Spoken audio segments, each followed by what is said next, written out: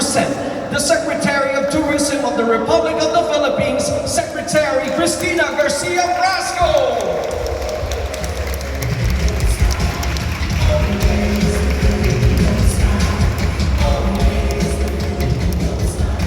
Please do take your seats for those of you who can sit. Before I begin, I just like to say how in awe I am of Filipino talent and creativity. Musicality runs through the Filipinos' veins, and one only need to hear the love that comes out of every verse to be convinced to come to the Philippines. Can we give a round of applause to a cappella group and all the performers this evening? Tonight, we join our friends and colleagues from the Tourism Promotions Board, led by its vibrant and dynamic COO, Marga Nograles, and the entire TPB team, to say thank you.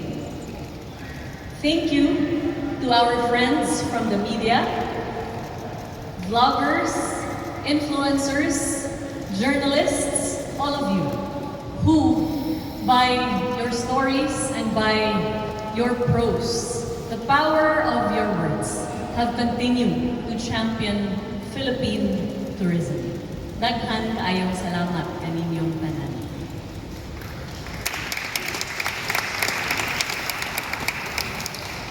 We gather in the heart of Intramuros, an enduring emblem of our nation's resilience and rich history, to celebrate not just a remarkable year of collaboration, but truly the transformative impact of all of our shared efforts in advancing Philippine tourism to new heights. I'm honored to stand before all of you as we reflect on our achievements and chart an even brighter course for the future.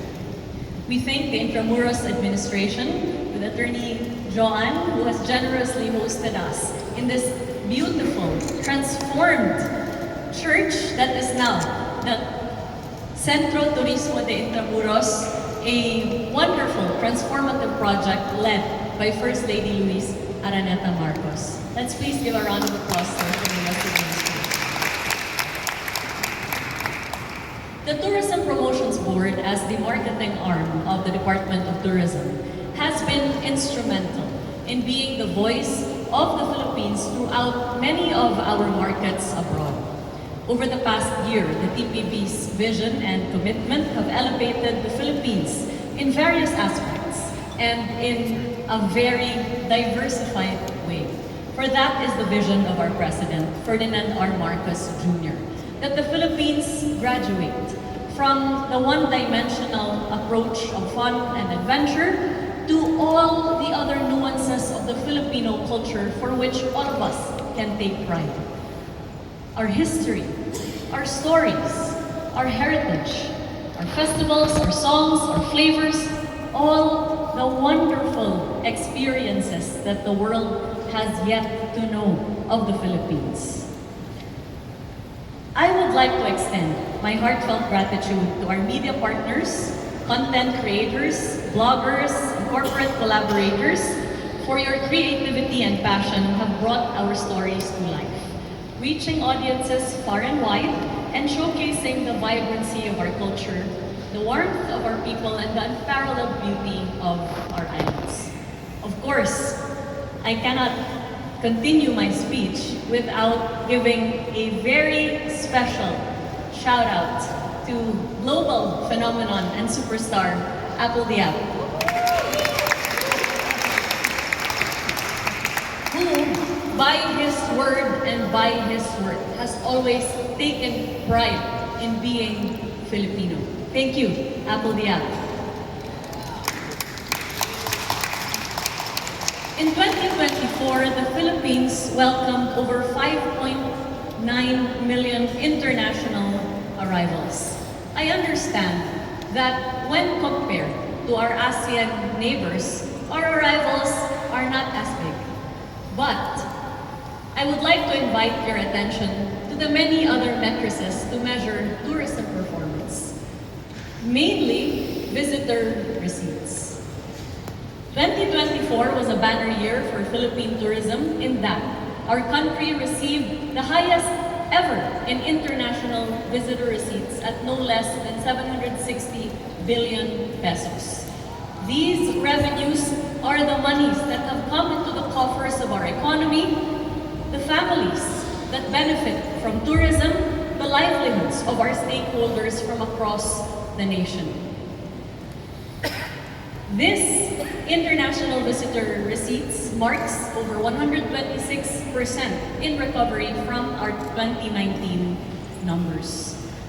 We have found as well that in the effort that we have made through our collaboration with the private sector to diversify our tourism offerings as well as to expand the number of destinations in the country while supporting our award-winning destinations, the tourists in the Philippines are spending more. No less than $2,073 per capita, and they stay longer. From the average of 9 nights in 2019 to now 11 nights stay in the country. Domestically, our tourism market remains the largest in Southeast Asia, valued at over $66 billion in 2024 from its valuation of $52 billion in 2023. This is according to the World Travel and Tourism Council, reflecting the robust growth and performance of Philippine tourism in the country. Tourism's impact on the livelihood of Filipinos has been nothing short of profound. According to the Philippine Statistics Authority, in its labor force survey in the first quarter of 2024, tourism touched the lives of no less than 16.4 million Filipinos by way of direct or indirect employment. This shows the transformative power of tourism not only upon the lives of our fellow Filipinos, but upon our nation as a whole, driving our nation's growth towards our aspirations towards middle-income economy as our President has articulated.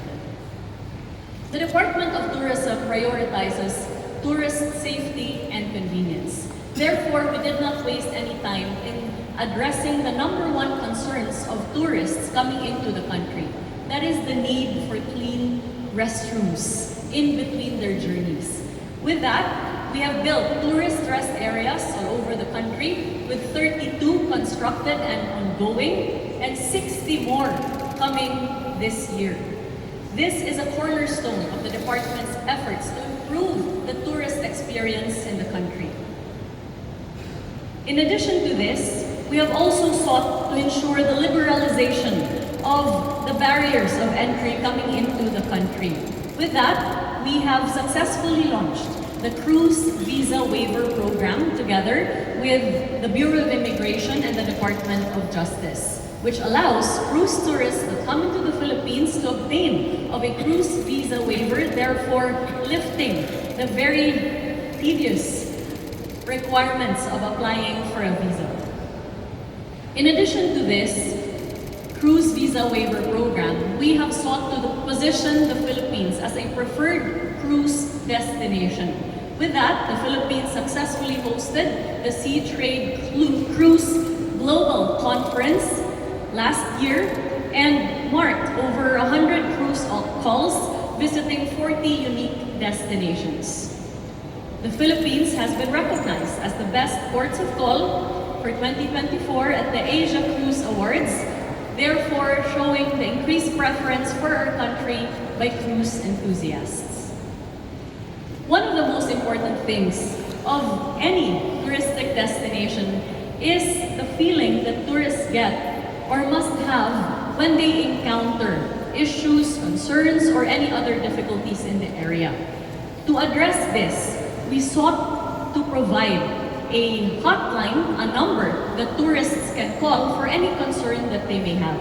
With that, we launched the very first Tourist Assistance Call Center, which is another key pillar that has enhanced the visitor experience in the country. With over 11,000 received from no less than 70 countries, we have shown that there is a need to address tourist concerns and that now there is a number that they can call so they feel supported all throughout their journey. Dive tourism continues to highlight the Philippines' unmatched marine biodiversity. For the 6th year in a row, the Philippines has been named the world's leading dive destination by the World Travel Awards. And to further strengthen this sector and ensure its sustainability, we have diversified the dive experience. In that, dive tourism in the Philippines will be transformed not just as a leisurely activity, but a sustainable and meaningful one. Through the Philippine Dive Experience, we are harmonizing experiences for dive as well as sustainability by introducing opportunities to do coastal cleanups and underwater cleanups, as well as to be educated on the necessity of marine conservation and attach that activity to opportunities to get to know the heritage and culture of the dive tourism destination. We are also investing in diver safety by building more hyperbaric chambers across our key dive destinations, including Boracay, Camiguin, Cebu, Negros Oriental, Puerto Galera, and the like. Inclusivity remains at the heart of our tourism strategy, as evidenced by our expansion of Muslim-friendly tourism initiatives. We celebrated milestones that include a signing of a memorandum of agreement with the biggest property developer in the country, Mega World, for them to convert all of their properties into Muslim-friendly establishments. And for the very first time, our country now has in Boracay a Muslim-friendly cove that can cater to the cultural needs of our Muslim travelers as they wish to enjoy our world-class beach destinations. With this, the Philippines has also been recognized for the 2nd year in a row as the emerging Muslim-friendly destination of the year. Our President's instructions were very clear. We need to be able to tell the Filipino story to the world from the lens of our strength as Filipinos.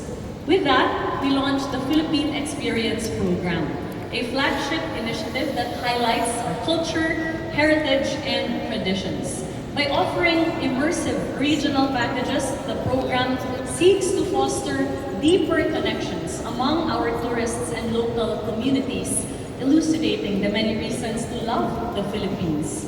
Recently, we signed a strategic alliance with Klook so that our Philippine Experience tour packages are now available for their over 30 million unique visitors every month at the Klook platform.